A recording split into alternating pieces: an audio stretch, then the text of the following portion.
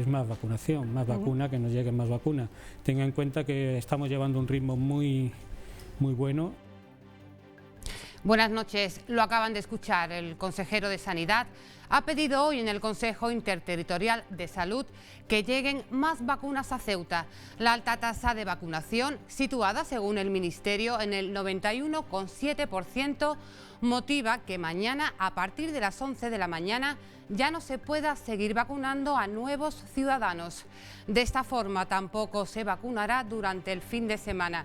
Por este motivo, Gaitán ha reiterado su petición de que el Gobierno de la Nación remita a Ceuta una cantidad lo suficientemente importante de vacunas que permita no suspender la campaña y además posibilitar un incremento en el número de dosis diarias administradas y, por tanto, la vacunación masiva. Mientras tanto, hoy les hablamos de 18 nuevos positivos y de 18 nuevos curados. Los casos activos son 458, los hospitalizados son 28, 6 en UCI, 4 en urgencias y 18 en planta. Por tanto, Ceuta sigue todavía por encima de la media nacional en cuanto a incidencia acumulada.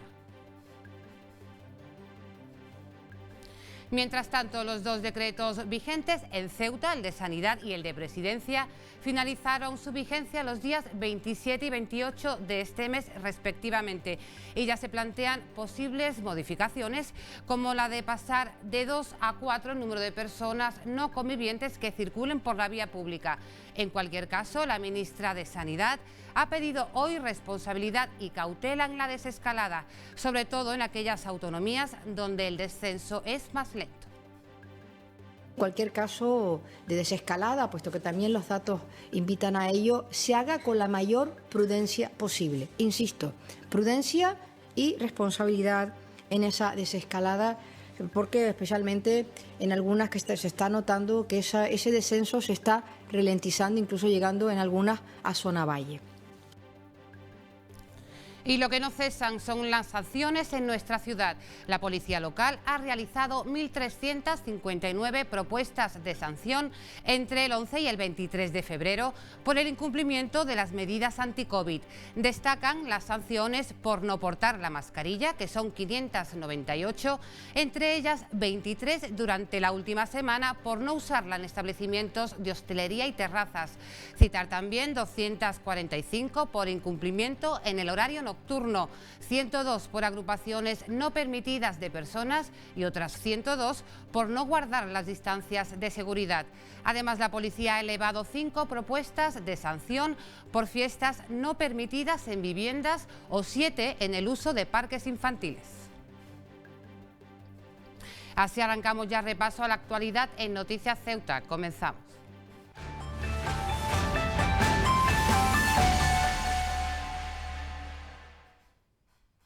La ciudad se ha visto obligada a suspender las vacunaciones a partir de mañana, así como el resto del fin de semana. De esta forma, mañana desde las 11, y si efectuamos las segundas dosis, ya no se vacunará más hasta que lleguen nuevas dosis.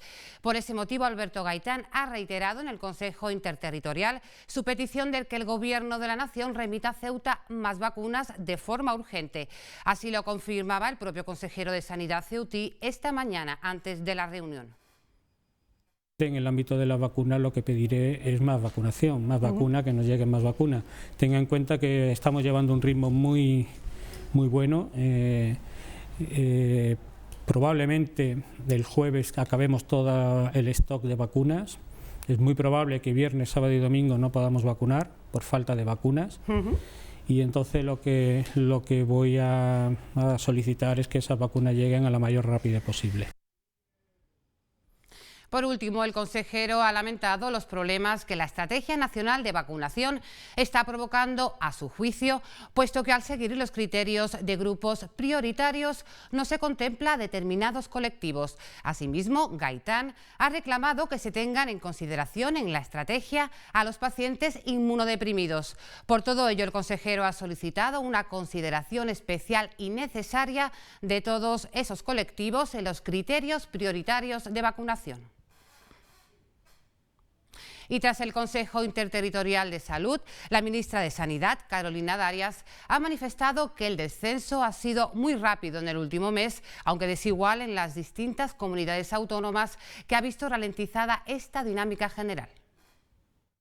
Que la evolución de la pandemia en nuestro país, en España, se ha observado un descenso muy rápido en la incidencia de las últimas 4 semanas. Este rápido descenso ha sido desigual en todas las comunidades autónomas y en la última semana se aprecia una reducción de la velocidad del descenso. Por tanto, una ralentización en el descenso en algunas comunidades autónomas. El descenso medio en España por día es de un 7%, pero también hay una gran variabilidad entre algunas comunidades autónomas, estando algunas en un 8% y otras en un 11,3%. Si bien la media, reitero, es un 7% diario de descenso medio en nuestro país. Hoy les hablamos de 18 nuevos positivos y de 18 nuevos curados. Los casos activos son 458, los hospitalizados son 28, 6 en UCI, 4 en urgencias y 18 en planta. La ministra de Sanidad ha llamado hoy a no repetir los errores de desescalada anteriores cuando las medidas restrictivas se levantaron quizás demasiado rápido. Carolina Darias aconseja realizar, cuando los datos lo aconsejen, una desescalada lo más gradual posible. Una llamada a la prudencia, una llamada a la responsabilidad y hacer una desescalada lo más gradual posible. Sabemos las consecuencias que han traído desescaladas anteriores de manera abrupta. Por tanto, espero y confío que las comunidades autónomas sigan manteniendo esas medidas y que en cualquier caso de desescalada, puesto que también los datos invitan a ello, se haga con la mayor prudencia posible. Insisto, prudencia y responsabilidad en esa desescalada, porque especialmente en algunas que se está notando que ese descenso se está ralentizando, incluso llegando en algunas a zona valle. Pues uno de los lugares en los que el descenso está siendo más lento que en otros lugares es en Ceuta. El consejero de Sanidad, Consumo y Gobernación ha defendido hoy las medidas sanitarias y restricciones adoptadas por el gobierno local. Ha reconocido que el ritmo de mejora es más lento que la media nacional, pero Alberto Gaitán afirma que en Ceuta han tenido muy en cuenta la necesidad de conjugar las restricciones con la preservación de la actividad económica. Tendencia que estamos llevando, yo creo que es una tendencia positiva. Hay que conjugar. Ceuta es una ciudad que económicamente, ya sabemos también que veníamos de una crisis ya por el tema de la frontera. La pandemia, si esto pasa rápido, y en ello estamos trabajando con el tema de las vacunaciones, luego nos quedará la realidad social de la ciudad, que es una realidad económica difícil. Y tenemos que preservar también el empleo en una ciudad donde la gran parte de la actividad es actividad comercial y hostelera, pues evidentemente también ahí debemos conjugar esas medidas con las medidas sanitarias y creo que es lo que hemos hecho. Y de economía también se ha hablado hoy mucho en el Congreso de los Diputados, donde el presidente del Gobierno ha comparecido a petición propia para dar cuenta del estado de alarma vigente hasta el 9 de mayo y de las medidas adoptadas para luchar contra la pandemia. Pedro Sánchez ha anunciado un paquete de 11.000 millones de euros para empresas, pymes y trabajadores autónomos y que se centrará en los sectores del turismo, la hostelería y la restauración. 11.000 millones de euros, señorías, 11.000 millones de euros es una cantidad importante de recursos para seguir apoyando durante las duras semanas que todavía tenemos por delante para definitivamente superar la pandemia a sectores que crecían antes de la economía, que eran competitivos, mejor dicho, antes de la pandemia, que eran competitivos antes de la pandemia y que ahora se encuentran, pues lógicamente, en una situación extremadamente difícil, compleja, como es el sector turístico, la hostelería, la restauración o el pequeño comercio, entre otros.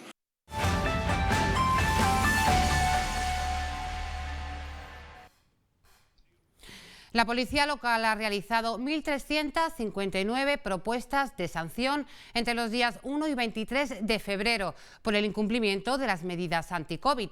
Destacan las sanciones por no portar mascarilla, 598, entre ellas 23 durante la última semana por no usarlas en establecimientos de hostelería y terrazas. Citar también 245 por incumplir el horario nocturno, 102 por agrupaciones no permitidas de personas y otras 102 por no guardar las distancias de seguridad. Además, la policía ha elevado, entre otras, 5 propuestas de sanción por fiestas no permitidas en viviendas o 7 por el uso de parques infantiles. El consejero competente en Gobernación se ha impuesto como objetivo agilizar los procedimientos administrativos de los expedientes sancionadores para que dichas sanciones sean rápidas y efectivas. Tenemos que mejorar y agilizar en lo posible pues, esos procedimientos una vez que se están satisfaciendo los plazos establecidos por la normativa administrativa. De hecho, ha sido una de mis prioridades desde que he cogido la consejería en intentar agilizar esos procedimientos. Hoy mismo voy a tener una reunión con otros organismos de la ciudad para poder llevar a cabo una agilización de los procedimientos en la fase final, en la fase de sanción, y ha sido prioritario por mi parte y por parte del Gobierno, en definitiva, de poder llevar esto con un ritmo bastante importante y que se vea desde el punto de vista de la ciudadanía. Vox va a llevar a pleno una iniciativa que persigue aprobar una declaración jurada de carácter voluntario para que diputados, directores generales, gerentes de empresas y organismos municipales, así como el resto de representantes políticos de Ceuta, hagan constar si se han vacunado o no. Además, se quiere instar al Gobierno a elaborar una relación en la que se incorporen dichas declaraciones y que ésta sea accesible para los ciudadanos. Y no le preocupa al nuevo consejero de Sanidad, Consumo y Gobernación las actuaciones que está llevando a cabo la Fiscalía para determinar si el protocolo de vacunación que se ha seguido en Ceuta ha sido el correcto o no. Alberto Gaitán defiende que todo se ha hecho siguiendo la Estrategia Nacional de Vacunación. No me preocupa porque creo que, bueno, yo no estaba en la consejería en ese momento, pero por lo que me he informado y lo que he visto está todo bastante claro. Aquí lo que se ha establecido son unos criterios en base a ese estudio de la estrategia. Tenemos que tener en cuenta que en esos momentos estábamos con el primer actualización de la estrategia solamente y bueno, se estableció por el comité técnico cuál era el personal sanitario y sociosanitario que se consideraba de primera línea, y eso fue lo que se recomendó y es lo que se hizo. Entonces yo creo que ahí no debe haber ningún problema al respecto.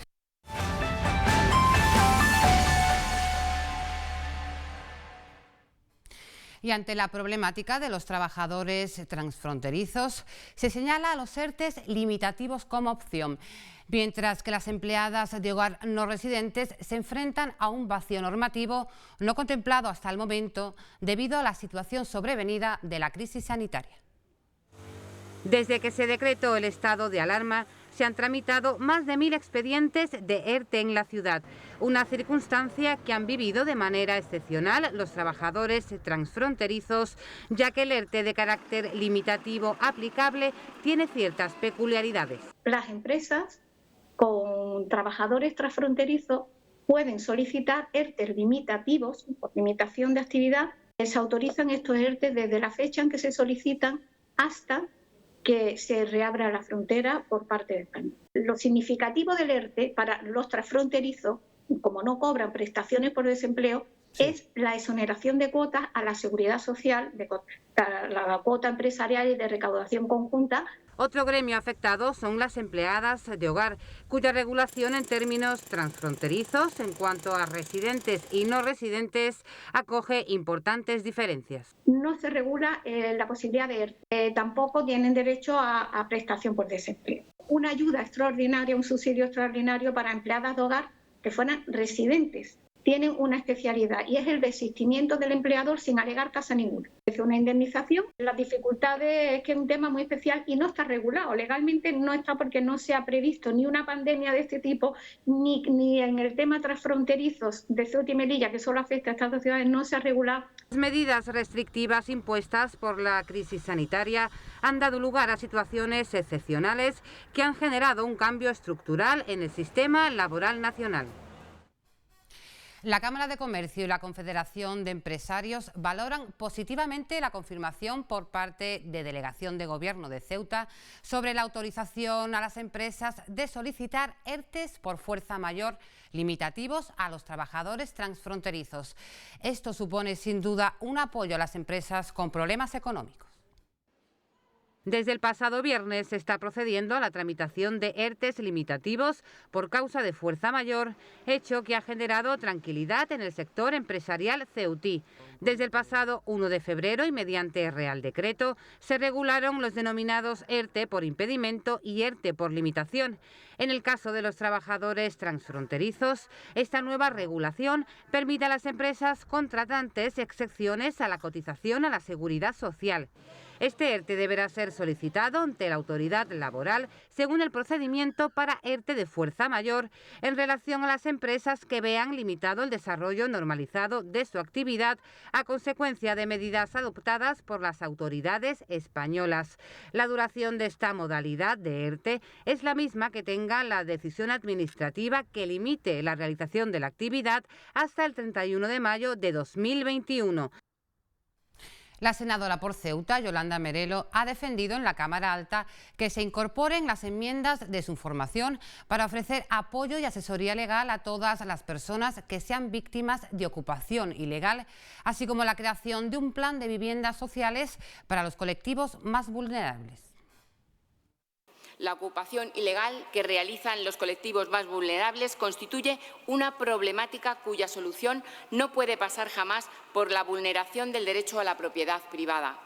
Tampoco tienen que ser los españoles los que pongan la solución a dicha problemática con sus viviendas, que han conseguido con el esfuerzo de su trabajo o la del de sus progenitores. El senador David Muñoz Arbona, portavoz de la enmienda popular a la moción presentada el pasado diciembre por el Grupo Socialista sobre la regulación laboral de las personas que trabajan en plataformas digitales, ha abogado en la Cámara Alta por la importancia de la participación de los actores y agentes sociales y la defensa de la propiedad intelectual e industrial de las empresas junto al derecho de los trabajadores conocidos como riders.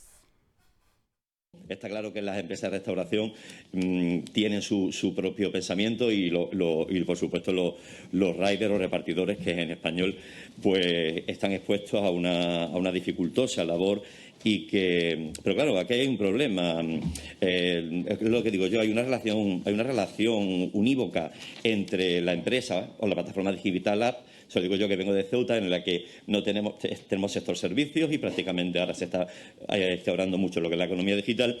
Y entonces hay una relación unívoca entre la empresa y la plataforma digital y el trabajador y la trabajadora. Porque si fuese un rider con una caja negra, pero no que van con Globe, van con las diferentes marcas. Entonces, desde luego se debe regular efectivamente esto.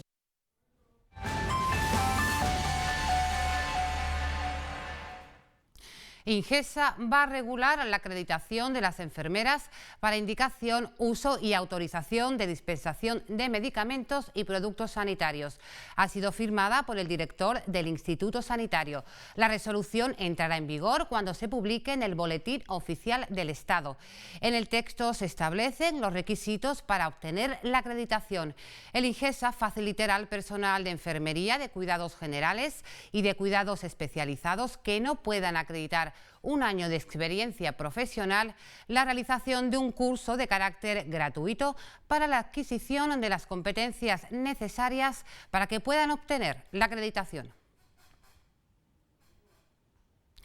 Miembros de Andalucía, Ceuta y Melilla del sindicato CGT se han desplazado a nuestra ciudad para reivindicar las situaciones de represión hacia la afiliación a este sindicato en las empresas vinculadas a los servicios municipales, así como manifestar su valoración de la sentencia del Juzgado de lo Social sobre cesión ilegal en Brigadas Verdes.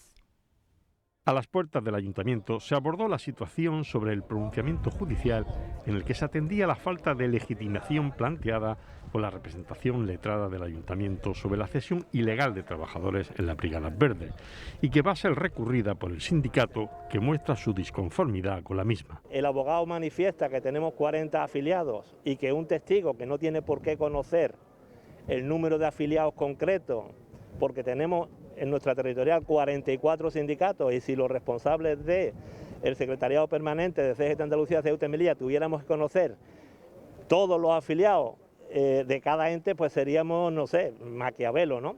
Es algo además dinámico, donde hoy hay 3 afiliados, mañana puede haber 10 y pasado 9. Entonces es algo, cuando se dice entre 30 o 40, desde luego no se ha faltado a la verdad, no había una distancia grandísima de lo que el abogado manifestó sobre la testifical, y desde luego nos parece una barbaridad. Pero a mediodía, en la Plaza de África, se procedió al reconocimiento a Redouan Mohamed Khalid por la labor social que viene desarrollando desde hace años por acuerdo del Comité Confederal celebrado el pasado 6 de febrero. Y según el Ministerio de Interior, Ceuta ha tenido en 2020, un año marcado por la pandemia y el cierre de la frontera, un descenso del 22,8% de la criminalidad respecto a 2019. Así, ha habido un descenso de casi el 69% en los homicidios dolosos y asesinatos en grados de tentativa, y han descendido a la mitad las sustracciones de vehículos. Reseñar además el descenso en los robos con violencia e intimidación o de tráfico de drogas. Suben en cambio otros como los de lesiones y riñas tumultuarias o los robos con fuerza en domicilios y establecimientos.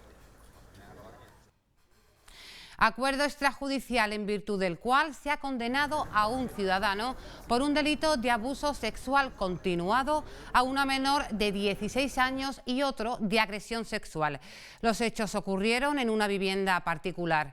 Al reconocer los hechos, el Tribunal de la Sección Sexta de la Audiencia Provincial de Cádiz, en nuestra ciudad, ha condenado al acusado a 4 años y 1 día de prisión por un delito de abuso sexual continuado. A esto hay que añadir 5 años de medidas de alejamiento.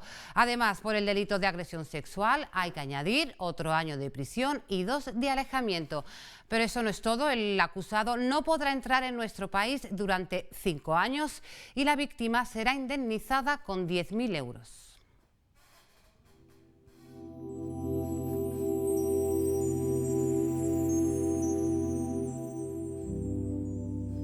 Vamos a conocer ahora la previsión meteorológica para los próximos días. Para mañana jueves tendremos un día nublado y con lluvias persistentes a lo largo de toda la jornada. La temperatura mínima estará en 14 grados y la máxima en 18. El viento continúa de levante moderado. Y para el viernes, pocos cambios. Continuamos con el temporal de levante, sin variación. La temperatura mínima en 14 grados y la máxima baja hasta los 17 grados. Tendremos el cielo cubierto y continuarán las lluvias persistentes. La farmacia de guardia en el día de hoy es Pulla, que se encuentra en la avenida Teniente Coronel Gautier, número 12. Y el número agraciado de la Cruz Roja es el 166.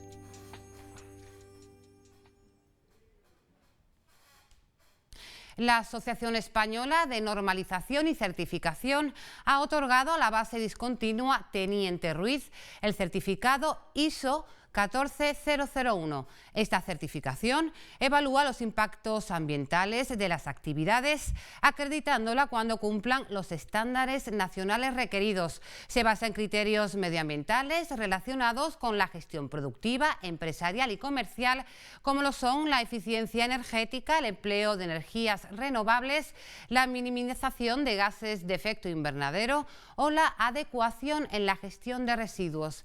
Esta certificación recalca el esfuerzo de la citada unidad, así como de todos los que conforman la Comandancia General de Ceuta. El Observatorio de Ceuta y Melilla ha expuesto hoy en una mesa redonda un informe sobre las raíces históricas de ambas ciudades autónomas y el resto de territorios españoles en el norte de África.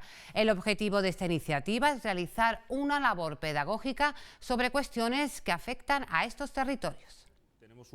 La aportación de Carlos Rontomé es constatar que Ceuta, por sus raíces históricas, no es un territorio exótico o extraño, como podrían considerar desde el desconocimiento quienes no contemplan nuestras singularidades. Tenemos una raíz histórica similar a la del resto de los territorios españoles y que no somos ese elemento tan extraño que muchas veces por desconocimiento, tanto en el resto de España como en otros lugares, tiene sobre el devenir histórico de Ceuta y de Melilla. Rontomé justifica cuál es la causa de que en el resto de España se pierda la perspectiva en relación a la idea de Ceuta sin contemplar sus raíces históricas. Nos hizo mucho daño de esa perspectiva el periodo del protectorado. Siempre he mantenido que esa idea del periodo del protectorado español, en el que de alguna forma se mezclaron elementos del protectorado con las ciudades autónomas, o con las que entonces eran ciudades pertenecientes a las provincias de Cádiz y de Málaga, pues esa mezcla extraña, una veces en el punto de vista administrativo, histórico,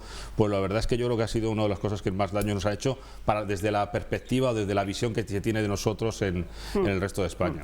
La profundización en las raíces históricas de Ceuta, a cargo de Carlos Echeverría, director del Observatorio de Ceuta y Melilla, las explica él mismo, aludiendo a la diferenciación entre ambas ciudades autónomas. Ceuta y Melilla son ciudades muy diferentes entre sí, que tienen en común lo que tienen, es decir, su ubicación en el norte de África y su frontera terrestre, que es española y comunitaria, con el Reino de Marruecos. Si Ceuta y Melilla se conocen mal, imagínense ustedes lo que ocurre con los otros dos territorios españoles, es decir, con los peñones de Vélez de la Gomera, de Alhucemas y con las Islas Chafarinas. Y hasta aquí el informativo de hoy, pero antes un anticipo de la información deportiva, ya que tenemos un nuevo debutante en las filas de la agrupación deportiva Ceuta. Javier, cuéntanos. Así es, Ruth, se trata de Kadir, un jovencísimo jugador de 16 años que debutaba el pasado domingo con la agrupación deportiva Ceuta, convocado por José Juan Romero, dándole la oportunidad en la segunda parte, pudiendo disputar los últimos minutos. Vamos a hablar sobre eso y más cosas. Muchísimas gracias. Nosotros volvemos mañana, como siempre, a las 8:30. Feliz noche.